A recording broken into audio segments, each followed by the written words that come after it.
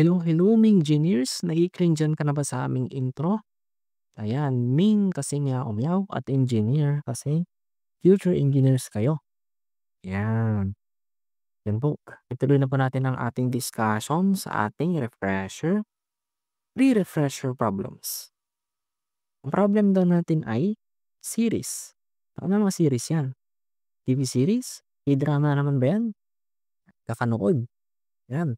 Wag na po tayong manood pag magre-review. Yan. Charot lang naman. Sign na po natin yung tanong. Brecachares. Brecachares. Ano naman yan? Sells houses in a new development. Nagbebenta lang ng bahay. She makes a commission of 37.50 on the sale of her first house. Nagbebenta daw sila ng bahay. Kung maalala nyo pa po, or kung kayo po ay suki namin sa aming mga review, meron kaming tatlong step.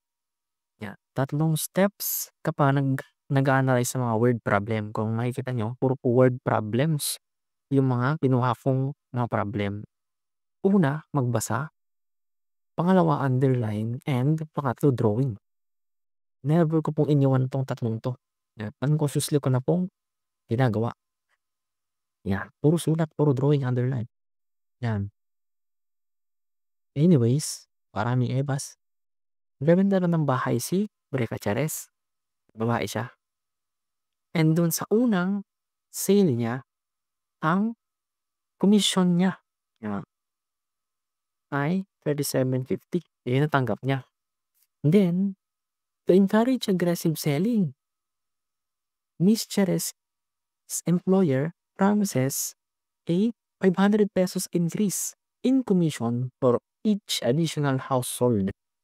Yan. Thus, on the sale of her next house, she will earn 4 to 50 commission. Para daw magbenta palalo si Brecachares. Ang ginawa nung employer niya, nung boss niya, sige, kapag nagbenta ka ng pangalawa, dadagdagan mo ng 500. Kada magbenta ka ulit ng pangatlo, pangapat, 500 yung dagdag. Sa pangalawa niya, naging 4 to 50. Nagdagdag ng 500. Meaning, we can therefore conclude na yung pangatlo ay magiging 4, 750. Diba? Ganun po. Tanong, how many houses will, naku, Miss Gonzales pa. Si Cheres to. Sino si Gonzales? Miss Cheres have to sell for her total commission in 1 year to be at least 65K. Yan. Ilan daw yun dapat niyang ibenta para yung total commission niya ay maging at least 65K, meaning yung kinita niyang pera ay mas malaki sa 65,000. Yan. Total commission, ha? Ano ba ibig sabihin ng total commission?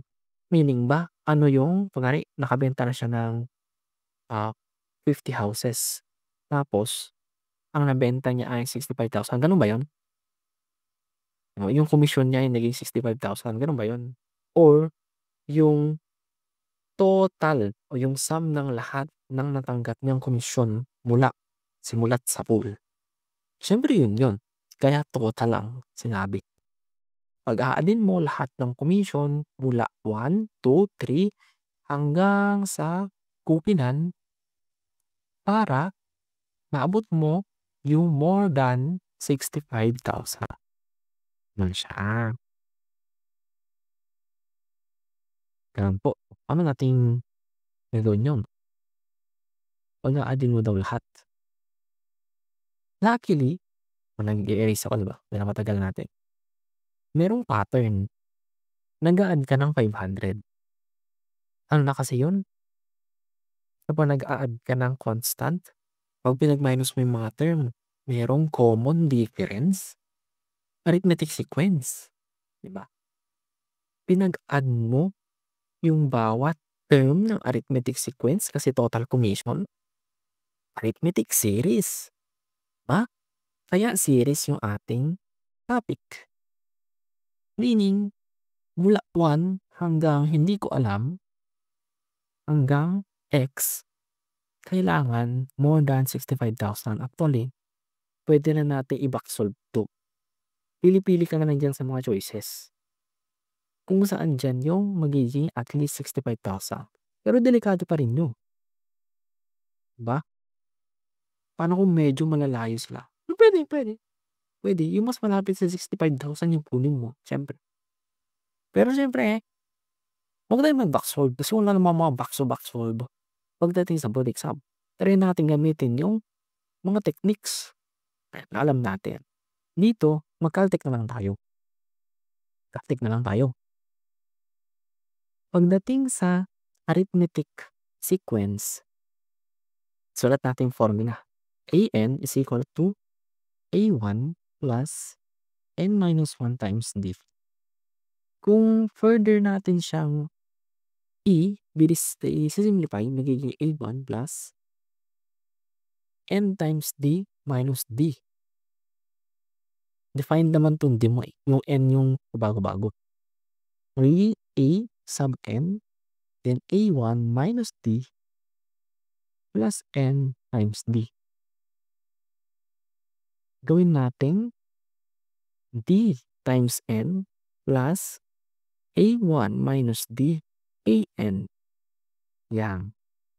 Given tong buong to, ito ang nagbabago. Depende sa kung anong gusto mong term. First, second, third. Ano ba? Yan po. May kamukha to. Ang kamukha niya ay si Y is equal to M X plus B. May kamukha ulit to. Si Y is equal to A plus BX. Simply put, nag-i-increase linearly pagdating sa arithmetic sequence. Totoo naman, nag-i-increase o nagde-decrease pa-linear. Kaya, gagamit tayo ng paborito yung mode 3-2 para i-model ang equation ng ating arithmetic sequence. Then, pagdating dun sa addition, gagamit na lang tayo ng summation function. Meron po siya. Sige, tingnan natin. Gamitin natin yung una nating technique, mode 3-2. Yan pala, para back solve rin naman pala tayo sa huli dito. Charot-charot lang ako kanina talaga. Puro pabibo kasi. Sige po. Mode 3-2. Yan po. Sa mode 3-2, dalawa lang ang unknown. Si A sa si B. Dalawa lang na points na kailangan natin. 1 sa 2, magiging C 3750 saka 3750 plus 500. Ngayon, i-model natin yung kanyang function. Kunin natin A sa B. Apps 8. Yan. Si A ay nakay 1. Yan. Store natin kay A. Then, si B. Store natin sa B. Dahil siya na po, medyo bumilis-bilis. Pero gaman si A, lakad din naman ang bubura yung mga nakastore na data kapag si A. Ngayon, punta tayo sa mode 1 kasi nandun yung ating summation. Summation ng A plus BX mula 0 hanggang sa isahin na natin yung choices. Ganoon na lang po na magiging approach. Sige, unahin natin yung dulo, 124. Masyadong malaki. 65K lang. Umabot na ng milyon. Masyadong malaki kapag 100 plus. Wala na rin 123. Yung 10 sa 100 na lang. Kapag 10, 63 to 50. Malapit siya sa 65 kaso at least sabi kapag at least, yun yung pinakamababa. Kailangan mas malaki ka. Meaning 11 na yung sagot. Yan, parang first time ko sagutan. Totoo, first time ko sagutan. Gano'n po siya. Yan, ang layo niya 'di ba? Pero siya yung nag-satisfy dun sa mga condition. Kasi at least gano'n po. Nung nakuha ko sa quiz, at least kalahati. Meaning hindi ka bababa sa kalahati. So hindi siya umabot sa kalahati. Meron pa isang context dito, yung gumagamit ka ng mode 3-3. Kasi yung ating series, kung naalala niyo sa SN is equal to n/2. Kapag, sinimplify mo siya mag-a-arrive ka sa quadratic. Pero kung ako, okey lang naman 'to. Okey na 'to, eh. Para hindi na ako nag-iisip-isip ng marami. Pero kung gusto niyong matutunan yun, i-comment niyo po or i-message niyo po yung page para sa mga ibang additional caltech para madami tayong option. Yun lang po para dito. Thank you po. Abangan natin yung susunod. Ayan, panoorin natin. Thank you. May sagot. Hindi, ito 11. Sorry.